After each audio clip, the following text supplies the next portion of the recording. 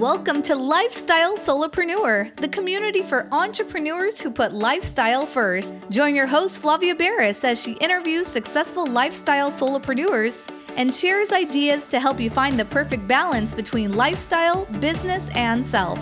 Flavia is an attorney, marketing expert, and founder of several online academies. She's been featured in major media, including BBC World News, The Wall Street Journal, The New York Post, ESPN Television, and more. Join us for this episode of Lifestyle Solopreneur.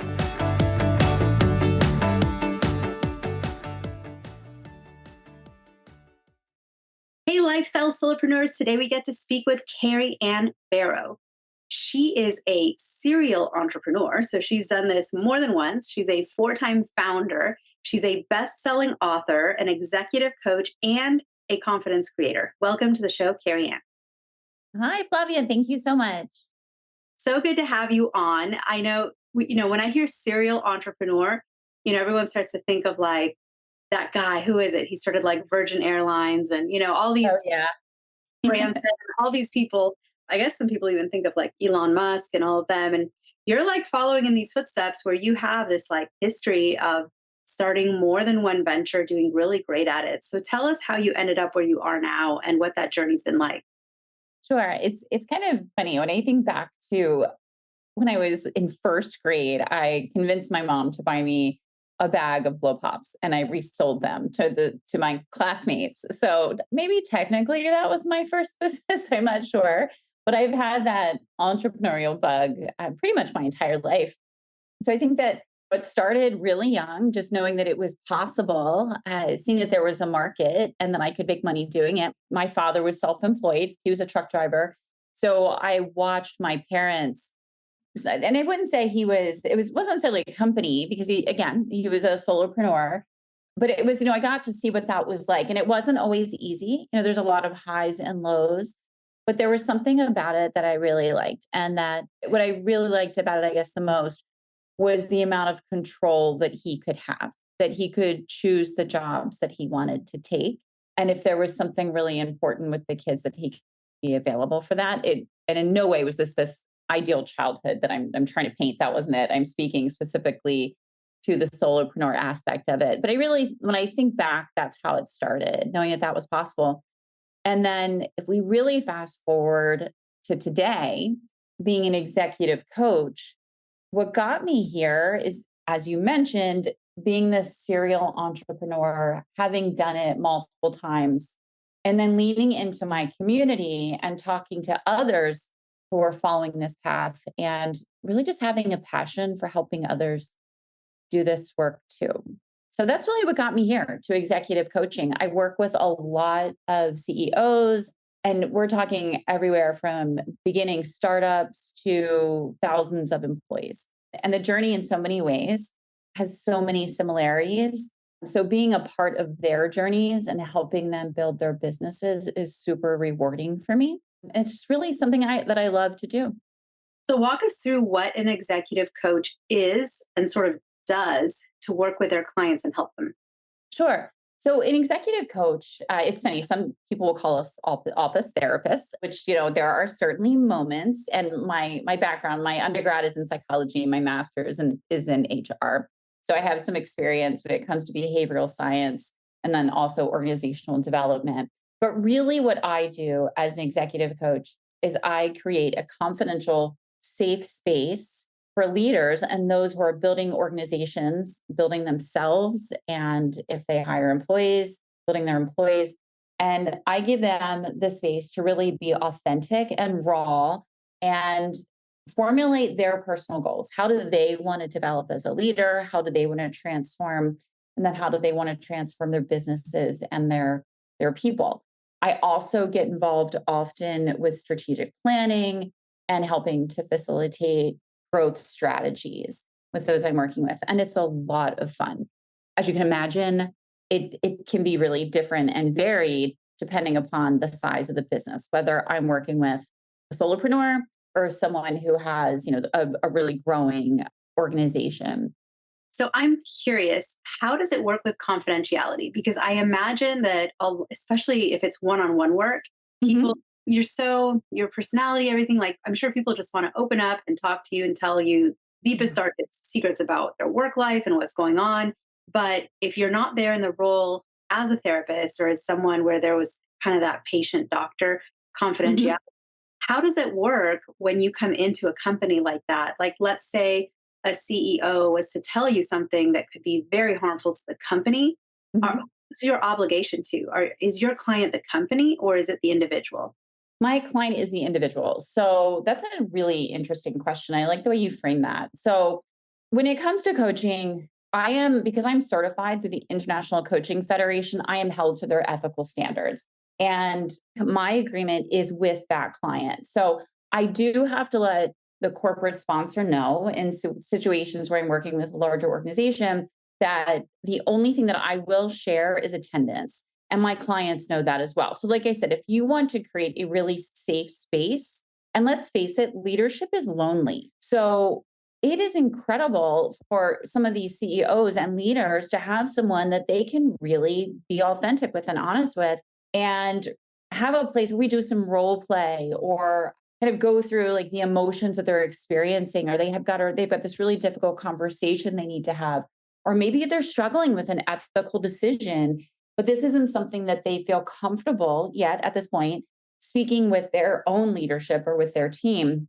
Knowing that this is a confidential space, they can really work through those rumbles, those that internal dialogue, and get to the answers they need. So specifically to your question, if someone shares with me something that could hurt the company, that's confidential. That's not something that I'm going to take to the corporate sponsor. Now, I may encourage my client, asking them some questions about, is there value in sharing this information? What's the cost, et cetera. But what's really important is that I'm not leading them down a path.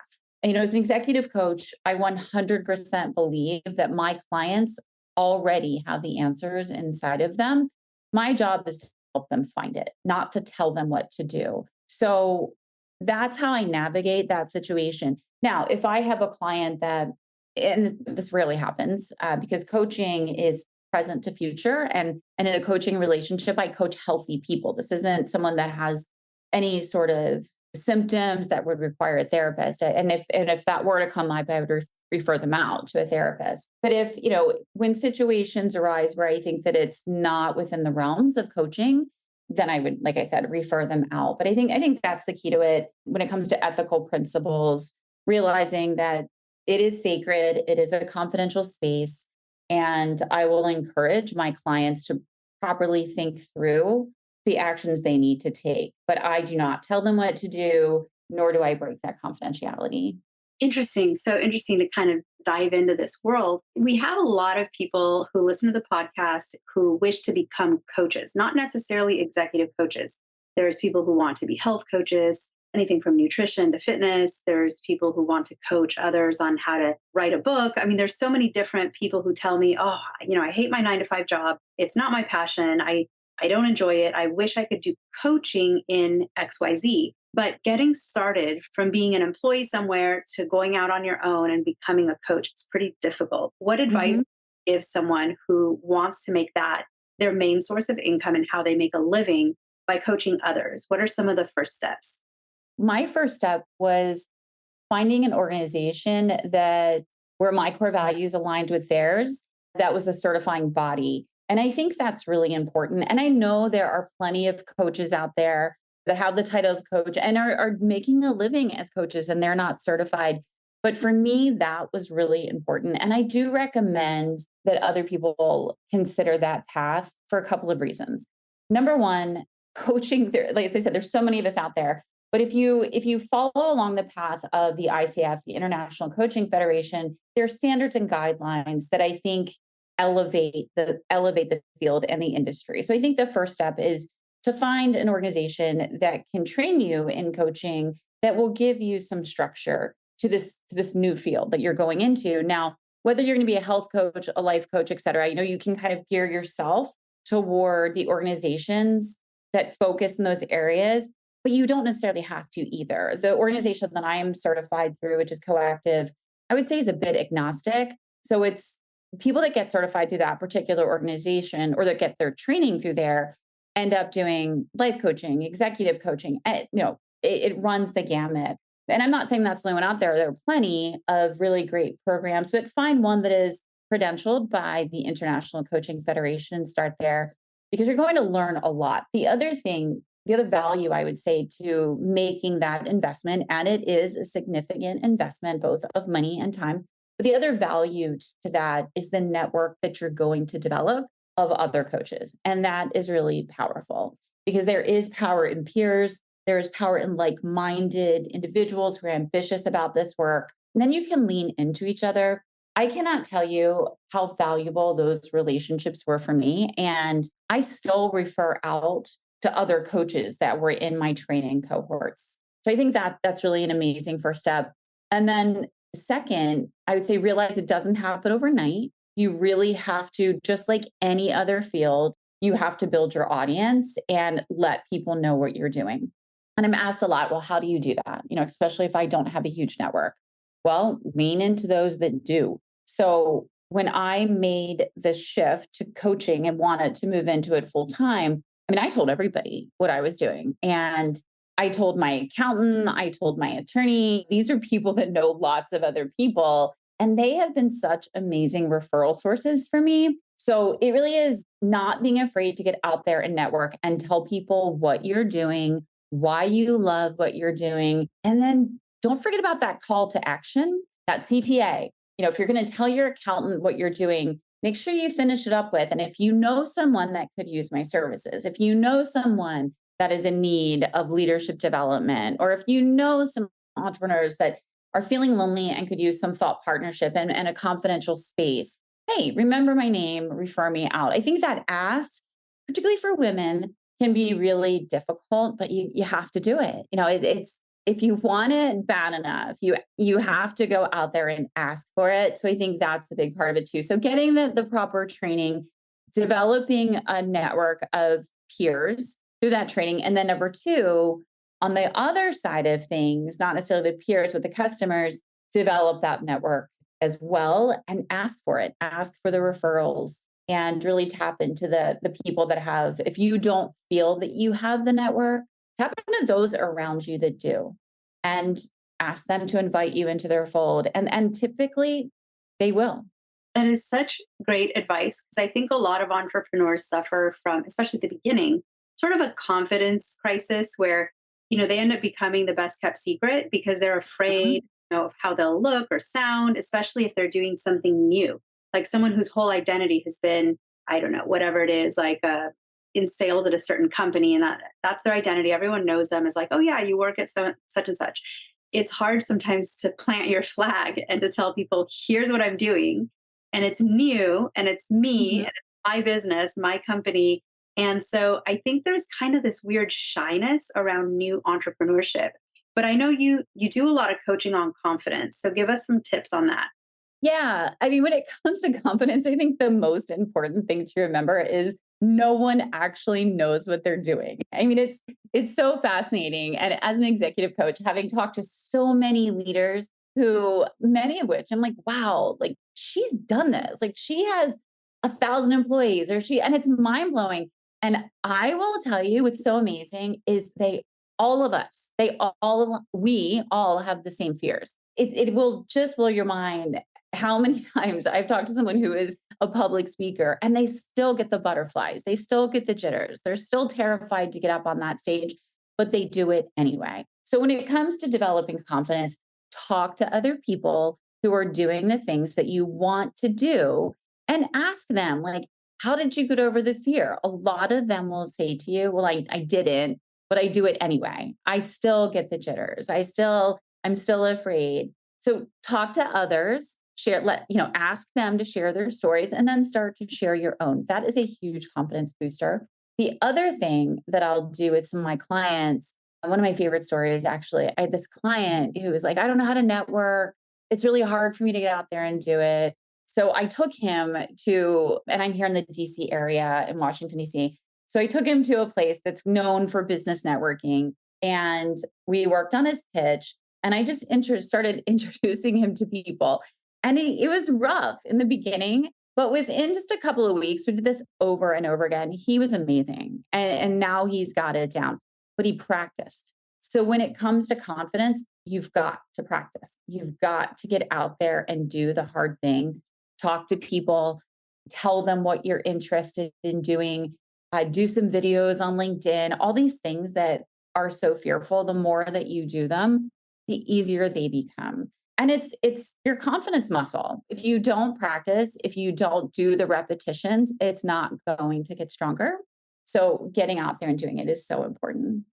And it's great that you advise practicing and sort of building that confidence muscle, because a lot of people erroneously think that confidence is a quality someone has. Like that person doesn't feel confident, and that it's almost like height or, something that's just a part of you that you can't Yeah. change.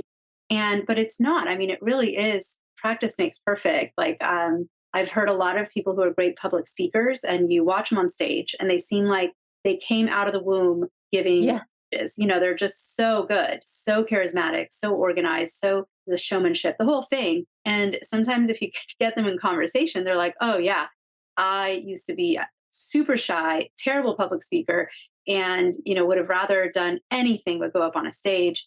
But they got over it and they practiced, and they found Yeah. right, and they became really good at it.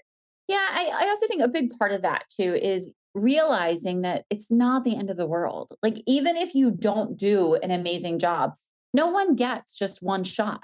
Right. So, like, maybe you're thinking that, like, oh my gosh, I've got to get up there and it's an audition and I don't get that role. That's okay. Look for the next role. Because here's the thing, like, if you don't get out there and try, nothing's going to happen. You've got to be in motion. Things that are in motion stay in motion. So keep going, keep trying, look for the next opportunity. And it's okay if you have a few missed shots here and there, but don't stop, go for the next one. Great advice. You have a history of careers that people think are very demanding, right? You've been a founder, you've worked in, I'm sure, jobs where it was very taxing on your time. How do those jobs compare with sort of your work life balance and how you are now as a coach? Are you able to plan out your own schedule? Are you able to maintain a lot of free time in your calendar? Or do you find yourself being, just as busy now as before? It's like anything else, there are seasons. I wrote my book, The Queen's Decree. In that book, I talk about my story about how with my first company, I started around 26 and I sold it when I was 32, and I built it to 8.5 million. And at the time, while I was building that company, I also had 3 kids. And it was absolutely insane. I mean, the amount of hours I worked, it was unhealthy. I mean, it got so bad that I was getting migraines 2 to 3 times a week. I mean, so bad that on my way home from work, I'd have to pull over on the side of the road and get sick. I mean, they were horrible. And I just kept pushing and pushing and pushing. And at one point when I had to pull over and got sick, it was sort of this moment from like, I can't keep doing this to myself. The money isn't worth it. And honestly, if we had divided the number of hours I was working by what I was bringing home, it wasn't worth it. At that point, I was probably making less than a wage. I just worked nonstop. And there came a time in my life when I realized that was just not what I wanted anymore. And I sold that. It was the first business and I sold it. And I have not forgotten any of those lessons. I will never go back there again. And that was a season of life that, when I think about it, was really powerful because, I grew up in a home where I was told women were second class citizens. You'll never amount to anything, a very patriarchal home, an alcoholic father, just imagine all of this, right? Stay at home mom, who also believed that I should be a mom with a baby on my hip and the whole deal. Never imagined I'd go to college. So what I did with that first company was I was so busy trying to prove them wrong that I forgot what I really wanted, and I didn't pay attention to what was so important to me. So I was just killing myself working those hours. And when I finally came to that place where I realized I don't want this anymore, that's when I took the time to ask myself, well, what do I want? What's most important to me? And that's what started what I call my V3 model, like doing a very deep dive into my values. And then from there, going on to the next step, which is the vision piece of the V3 model. What's my vision for my life outside of proving my father wrong, proving to the world that, I'm superwoman, trying to keep up with the expectations of the world, and really dug into that to figure out, okay, what's most important to me? What's my vision for my life? And then speaking to what you're talking about, the velocity piece, and what do I want my pace to be? And I knew that I did not want it to be these 80-hour weeks anymore. It was just killing me.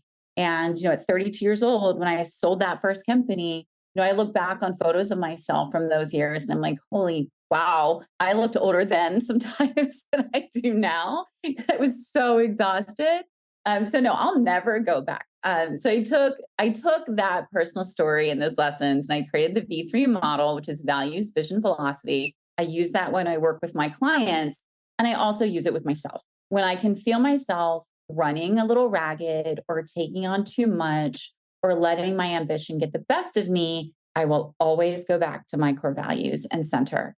And that's the work that I do as an executive coach. And that's what really keeps me grounded. So where I am now, not working 40 hours a week, there are certainly still days, weeks, seasons, I'll call them, where I put in a little more time than my 30 hours because I'm going after a new client or I've got a big proposal I want to write. But the difference is now it's work that I love. So it doesn't feel heavy. It doesn't feel overwhelming. And the second it does, I go back to those core values and I ask myself, what am I honoring? What am I not honoring? And then I redesign. I basically look at what I'm doing and ask what I can drop, what needs to change, and how do I live my life in a way that honors what's most important to me. You've given such great advice on this episode. I'm just curious, what are some final thoughts and words? How do people connect with you if they want to learn more about your coaching and your programs and your book? Tell us those two things. What are some final thoughts you have to share with listeners? Because we lifestyle solopreneurs either already own businesses and are probably having some of the same problems as a lot of your clients when they come to you, right? A lot of these executives, because entrepreneurs tend to be the CEO and CFO and CEO and sales department and director and the whole thing. And also, how do people reach out to connect with you? Sure. Well, I'm on LinkedIn. So you can find me, Carrie-Ann Barrow, on LinkedIn, or you can go to my Scaling Strategies. Scaling Strategies is my coaching firm. And that website is www.v3 numeric. So V and then the number 3 model.com. And my book, The Queens to Create, is on Amazon. Amazing. And then for anyone that is thinking, maybe I need this kind of coaching, or maybe not necessarily your coaching, and maybe they don't think of themselves as an executive, but someone who just needs support, needs help. What are some ways that someone can reach out and find a mentor, a coach, some good help out there? Oh, there are so many resources. I mean, I'm certainly, if you reach out to me, if I'm not the right resource, I've got an entire network and referral source of coaches that I can send you off to. And then I would look to the International Coaching Federation. If you go to their website, you can also find coaches that way. Yeah. So I think so reach out to me if you would like a referral. Happy to do that. And look for those coaches through ICF. Carrie-Ann, it's been so good to have you on the show. As always, you are just such a breath of fresh air in what you bring to the table, especially because I love that the work you do in the world is helping people become healthier, happier in their work. In the long run is better for their companies, but more importantly for their families, for themselves, for the legacy of what they're creating. So thank you for all that you do in the world. Oh my gosh, thank you so much for having me. Hey everyone, thank you so much for joining us, and I hope you enjoyed the show. Don't forget to subscribe to this podcast, and if you leave a review on iTunes, I promise I will read every single review. If you know someone who makes a full-time living from part-time work, and maybe this is you, please visit lifestylesolopreneur.com to nominate a guest or to nominate yourself. Because remember this, money doesn't buy happiness, but money in the hands of a happy person, there is no greater tool. Today's episode was brought to you by the Get Shift Done program. It's a lifestyle-changing online class to help you define your business and lifestyle ambitions. and to set goals in a way you've never experienced before. This class will 10x your daily productivity with methods that will blow your mind. And if you use a coupon code podcast, the class tuition is 99% off. Visit GetShiftDone.com to enroll today.